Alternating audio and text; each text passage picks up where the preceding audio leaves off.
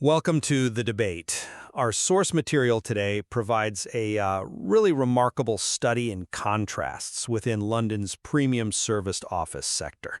We're pitting the quiet, traditional luxury of a Mayfair offering on Berkeley Street against the dynamic, amenity-rich environment of a WeWork in Holborn.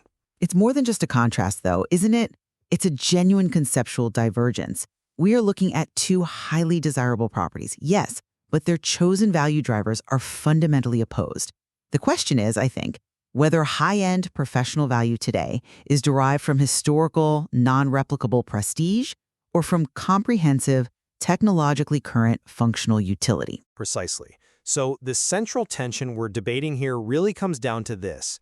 In the high-end flexible workspace market, where should the primary value proposition lie? Is it in unbranded corporate prestige and traditional grade A standards, or is it in comprehensive modern utility, wellness infrastructure, and tailored community amenities?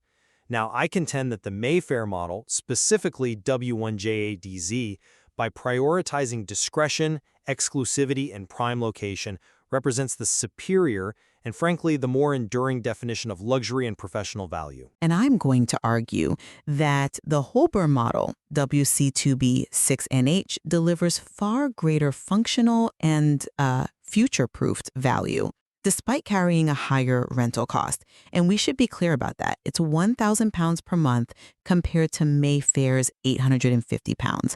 The Holborn offering justifies that premium through its focus on modern, employee-centric infrastructure and its suitability for contemporary high-stakes industries. That extra £150 per month, in my view, is an investment, not an expense. Well, let me begin by establishing the enduring strategic power of the Mayfair approach. True corporate value, it's found not just in function, but in unparalleled location and discreet, high-spec presentation. The Berkeley Street office delivers this through, very explicit markers of quality. It is repeatedly designated prime Mayfair and grade A office space, noting that it has been extensively refurbished. But the defining feature here for me is the philosophy of being completely unbranded. This is not an omission, it is the ultimate expression of prestige. It signals a commitment to tenant autonomy, establishing that the company is the brand.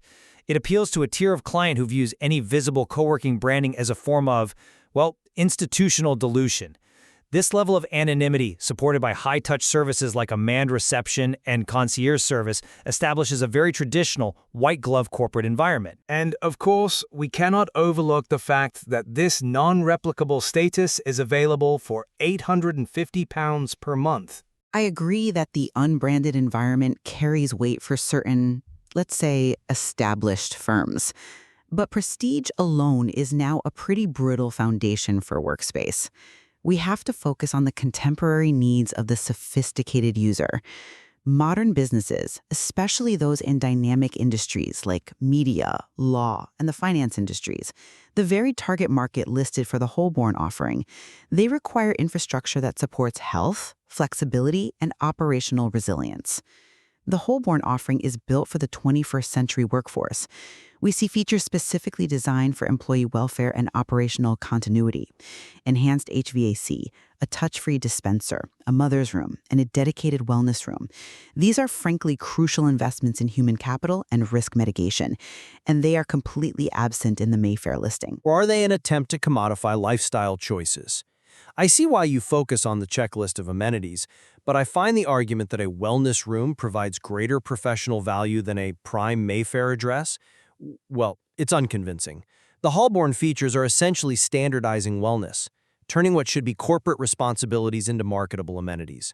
The Mayfair office's focus remains on the highest form of professional luxury, subtlety, bespoke service through the concierge, and traditional corporate anonymity. The luxury breakout areas and kitchens on each of the 7 floors maintain this standard of quiet exclusivity, allowing the tenant's brand to occupy the entire space visually and conceptually. I'm sorry, but I just don't buy that the absence of modern infrastructure constitutes prestige. It just doesn't. Prestige cannot replace practicality or resilience. While you argue the unbranded environment is a mark of prestige, I argue the lack of specific modern wellness and resilience infrastructure is a clear vulnerability. You call manned reception and concierge service luxury. I call them standard requirements for grade A commercial property. They're baseline. The truly modern definition of luxury, especially for high-fee sectors like finance and law, incorporates physical and mental well-being. Let's just take enhanced HVAC, for example. That's not some niche amenity, it's a foundational post-pandemic operational necessity. It ensures air quality and minimizes disruption. For a client base that relies on high-density use of conference rooms, this is functionally more valuable than simple, stunning interior design. I see your point regarding operational resilience, I do, but let's consider the trade-off here. The Mayfair address is selling the equivalent of a bespoke, timeless asset. The Holborn address is selling the latest operating system, which will, feel quickly outdated. The strategic removal of external branding in Mayfair is designed to enhance a perception of stability and tradition. It is a subtle yet crucial difference that establishes dominance in client perception. When a high-net-worth client is invited to Berkeley Street, they implicitly understand they are dealing with an established firm, regardless of its size. But we have to challenge the utility of that historical status against Holborn's practical accessibility. Historical status doesn't help an employee or potential client trying to make a tight connection across London. We are discussing serviced offices, which often cater to flexible, agile, and frankly, often transient workforces. Accessibility is paramount. Holborn's location in WC 2B6NH is explicitly, logistically superior. 1 minute's walk across the road to Holborn Station. Now compare this to Mayfair's short walk from Green Park Station and a 10-minute trek from other major hubs. I find that line of reasoning a bit challenging because you seem to be elevating employee convenience over core corporate gravitas.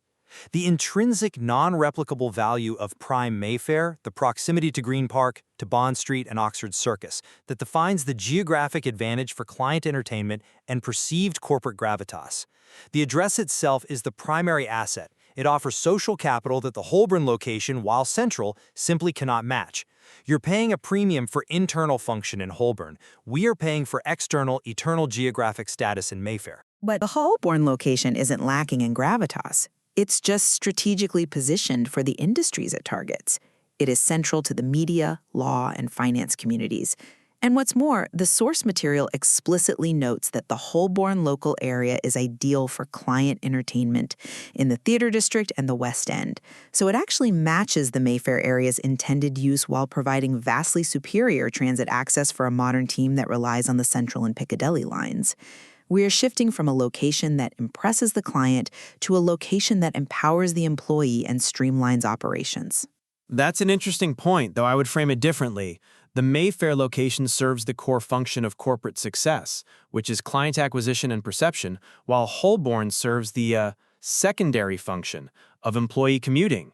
And this brings us directly to the question of price disparity and true value. Which is a crucial pivot, yes. Mayfair is £850 per month versus Holborn at £1,000 per month.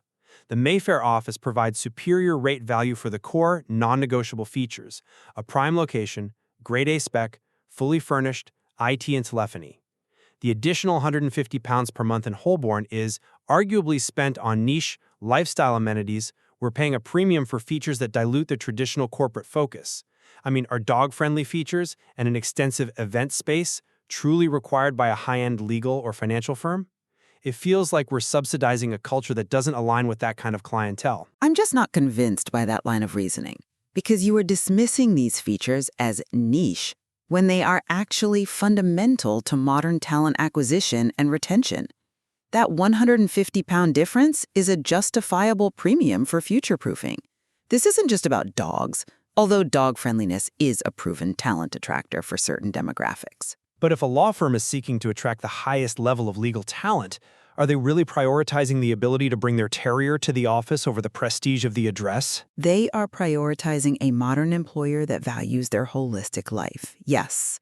And furthermore, that £150 secures robust, non-negotiable infrastructure like the enhanced HVAC, touch-free dispensers, and enhanced cleaning protocols, which dramatically reduce sick days and increase continuity. This isn't fluff. This translates directly into a measurable ROI by mitigating health risks. Moreover, the Holborn price secures access to comprehensive facilities across 10 floors, compared to Mayfair's 7.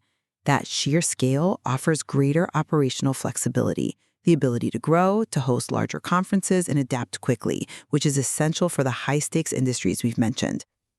The Mayfair model provides flexible terms, but the Holborn model provides functional flexibility through its sheer volume of amenities. Exactly. We are looking at a space tailored for industries that require robust technological infrastructure, extensive conference room capabilities, high-speed connectivity, the ability to host large-scale events that require high-spec AV. The Berkeley Street listing, for all its prestige, focuses on the basics: the office, the furniture, and the address. Holborn understands that the modern office must be a holistic tool for business, not just a static location. But let's just circle back to the unbranded premise. You mentioned the 10 floors in Holborn. The fact that Holborn is a WeWork product, a visible, recognizable brand, immediately dictates a certain client type and cultural environment, regardless of the quality of the HVAC. The Mayfair office allows a firm to remain independent, presenting an image of complete self-sufficiency. That level of quiet exclusivity is often more valuable than any number of wellness rooms. I see why you emphasize that exclusivity, but for dynamic sectors, the brand association with a facility known for cutting-edge infrastructure and a vibrant community is often seen as a benefit, not a drawback. It signals modernity. In fact, for media and tech industries, the idea of an entirely self-sufficient, completely unbranded office might signal stagnation or a lack of engagement with the wider professional ecosystem. The source material shows us two distinct paths, one that values legacy status and one that values dynamic, scalable function. This discussion really clarifies my position on the classic definition of professional excellence. While the Holborn office is undeniably feature-rich, the Mayfair offering provides a clear, focused value proposition based on non-negotiable prestige, grade A specification, and that unbranded discretion, all at a measurably lower rental rate. The core of professional success for established institutions remains rooted in the social capital conveyed by the address and the subtle, unwavering quality of the environment. W1J8DZ is the location you use when your goal is quiet, undeniable gravitas that requires no external explanation. And I maintain that modern value is found in utility and adaptability.